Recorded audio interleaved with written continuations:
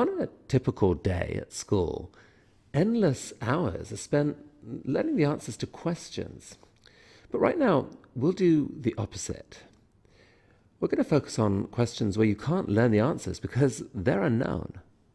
I used to puzzle about a lot of things as a boy. For example, what would it feel like to be a dog? Do fish feel pain? Well, how about insects?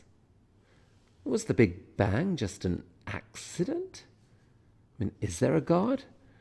And if so, how are we so sure that it's a he and not a she?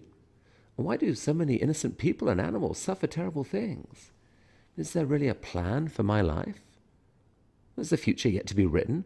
Or is it already written? We just can't see it. But then, do I have free will? Who am I anyway? Am I just a biological machine? But then, why am I conscious? What is consciousness? Will robots become conscious one day? I mean, I kind of assumed that someday I would be told the answers to all these questions. I mean, someone must know, right? Guess what? No one knows. Most of those questions puzzle me more now than ever. But diving into them is exciting because it takes you to the edge of knowledge and you never know what you'll find there.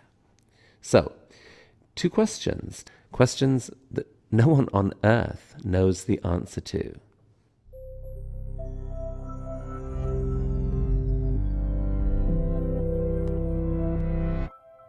Sometimes when I'm on a long plane flight, I gaze out at all those mountains and deserts and try to get my head around how vast our Earth is. And then I remember there's an object we see every day that would literally fit 1 million Earths inside it. The sun seems impossibly big, but in the great scheme of things, it's a pinprick, one of about 400 billion stars in the Milky Way galaxy, which you can see on a clear night as a pale white mist stretched across the sky. And it gets worse. There are maybe 100 billion galaxies detectable by our telescopes. So if each star was the size of a single grain of sand, just the Milky Way has enough stars to fill a 30-foot by 30-foot stretch of beach, 3 feet deep with sand. And the entire Earth doesn't have enough beaches to represent the stars in the overall universe. Such a beach would continue for literally hundreds of millions of miles. Holy Stephen Hawking, that is a lot of stars. But he and other physicists now believe in a reality that is unimaginably bigger still. I mean, first of all, the 100 billion galaxies within range of our telescopes are probably a minuscule fraction of the total. Space itself is expanding at an accelerating pace. The vast majority of the galaxies are separating from us so fast that light from them may never reach us. Still, our physical reality here on Earth is intimately connected to those distant invisible galaxies. We can think of them as part of our universe. They make up a single giant edifice, obeying the same physical laws and all made from the same types of atoms, electrons, protons, quarks, neutrinos that make up you and me. However, recent theories in physics, including one called string theory, are now telling us there could be countless other universes built on different types of particles with different properties obeying different laws. Most of these universes could never support life and might flash in and out of existence in a nanosecond.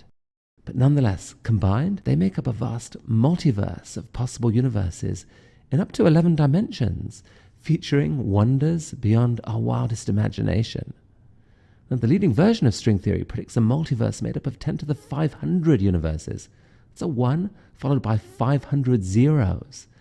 A number so vast that if every atom in our observable universe had its own universe, and all of the atoms in all those universes each had their own universe, and you repeated that for 2 more cycles, you'd still be at a tiny fraction of the total. Namely, 1 trillion, trillion, trillion, trillion, trillion, trillion, trillion, trillion, trillion, trillion, trillion, trillion, trillion, trillion, trillionth.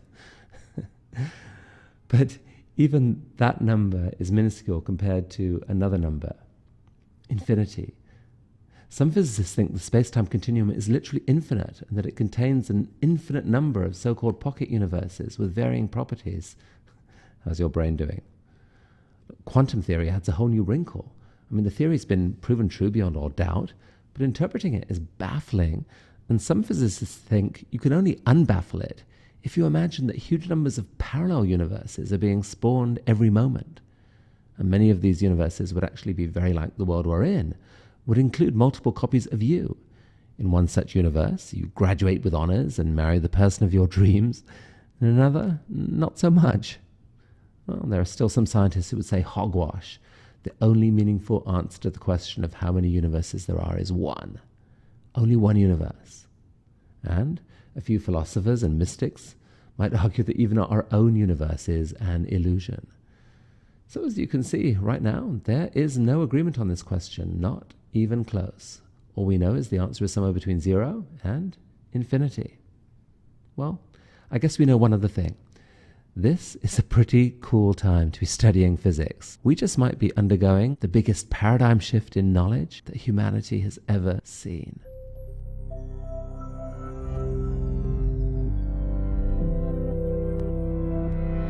Somewhere out there in that vast universe, there must surely be countless other planets teeming with life. But why don't we see any evidence of it? Well, this is the famous question asked by Enrico Fermi in 1950. Where is everybody? Conspiracy theorists claim that UFOs are visiting all the time and the reports are just being covered up. But honestly, they aren't very convincing.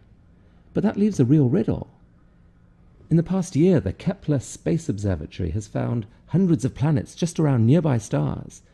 And if you extrapolate that data, it looks like there could be 500 billion planets just in our own galaxy. If only 1 in 10,000 has conditions that might support a form of life, that's still 50 million possible life-harboring planets right here in the Milky Way. So here's the riddle. Our Earth didn't form until about 9 billion years after the Big Bang. Countless other planets in our galaxy should have formed earlier and given life a chance to get underway billions, or certainly many millions of years earlier than happened on Earth. If just a few of them had spawned intelligent life and started creating technologies, those technologies would have had millions of years to grow in complexity and power.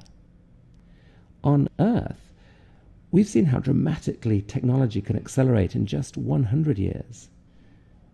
In millions of years, an intelligent alien civilization could easily have spread out across the galaxy, perhaps creating giant energy harvesting artifacts, or fleets of colonizing spaceships, or glorious works of art that fill the night sky. At the very least, you'd think they'd be revealing their presence, deliberately or otherwise, through electromagnetic signals of one kind or another. And yet we see no convincing evidence of any of it. Why? Well, there are numerous possible answers, some of them quite dark. Maybe a single superintelligent civilization has indeed taken over the galaxy and has imposed strict radio silence because it's paranoid of any potential competitors. It's just sitting there ready to obliterate anything that becomes a threat. Or maybe they're not that intelligent. Or perhaps the evolution of an intelligence capable of creating sophisticated technology is far rarer than we've assumed. After all, it's only happened once on Earth in 4 billion years. Maybe even that was incredibly lucky. Maybe we are the first such civilization in our galaxy.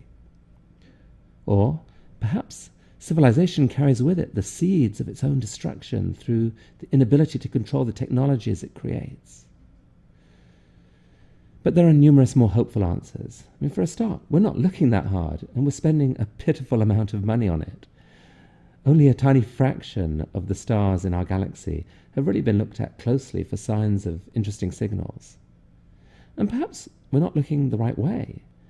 And maybe as civilizations develop, they quickly discover communication technologies far more sophisticated and useful than electromagnetic waves. Maybe all the action takes place inside the mysterious, recently discovered dark matter or dark energy that appear to account for most of the universe's mass. Or maybe we're looking at the wrong scale. Perhaps intelligent civilizations come to realize that life is ultimately just complex patterns of information interacting with each other in a beautiful way, and that can happen more efficiently at a small scale. So just as on Earth, clunky stereo systems have shrunk to beautiful tiny iPods, maybe intelligent life itself, in order to reduce its footprint on the environment, has turned itself microscopic, So the solar system might be teeming with aliens and we're just not noticing them. Maybe the very ideas in our heads are a form of alien life. Well, okay, that's a crazy thought.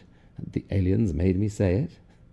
But it is cool that ideas do seem to have a life all of their own, and that they outlive their creators.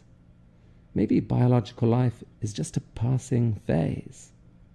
Well, within the next 15 years, we could start seeing real spectroscopic information from promising nearby planets that will reveal just how life-friendly they might be.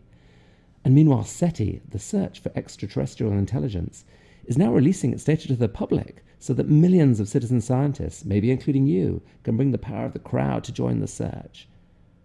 And here on Earth, amazing experiments are being done to try to create life from scratch, life that might be very different from the DNA forms we know. All of this will help us understand whether the universe is teeming with life, or whether indeed it's just us. Either answer, in its own way, is awe-inspiring.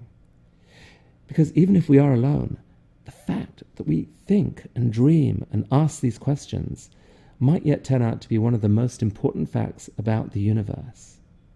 And I have one more piece of good news for you.